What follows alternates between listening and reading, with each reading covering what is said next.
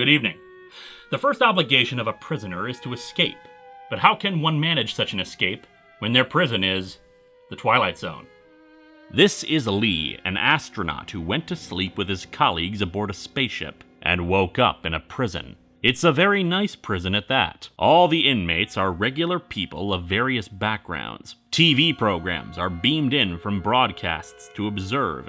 Any item they wish for is provided for them, aside for any that would help them escape. Food comes down in various ways, although Lee refuses to eat any of it. He thinks there's something in the food that's pacifying people, keeping them here, although all the inmates deny that. So what is Lee to do in this open-top prison? Defy his captors, of course. The most obvious way is to refuse to eat, though there are plenty of other strange things about this prison. Occasionally, the dark sky reveals a thunderous light that summons up a person, and when they return, they are either dead or broken psychologically. And with such a possibility, Lee is all too happy to conjure up a book to read, The Count of Monte Cristo.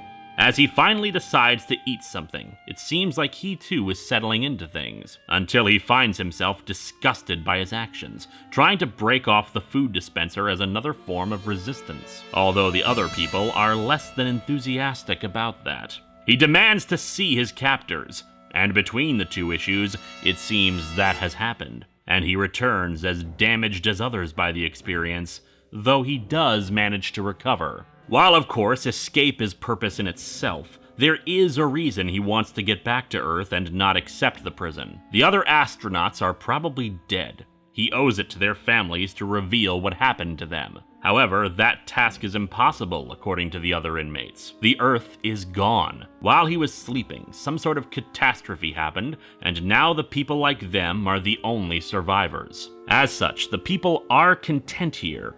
They have nothing else to go to. Lee can't accept that, though. A gilded cage is still a cage, after all. Unfortunately, his talk of rebellion and escape finally does inspire someone else to escape, in his own way. He kills himself, the captors leaving behind a device probably meant to dispose of his body. Lee tries to use it to escape, but only finds himself with a great deal of burns on his body for his trouble. With no hope left of returning to Earth, people rejecting him or killing themselves because of his ideas, Lee demands an answer from the captors, some explanation of what the people are to them, and the captors respond with a piece of paper, one that finally gets him to accept his fate.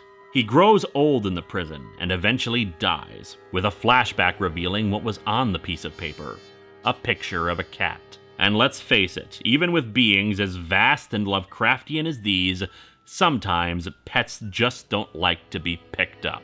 In the end, the only thing that we can and should do to living beings is show kindness. Just pray that you are not in need of such kindness, or else you may end up in the Twilight Zone.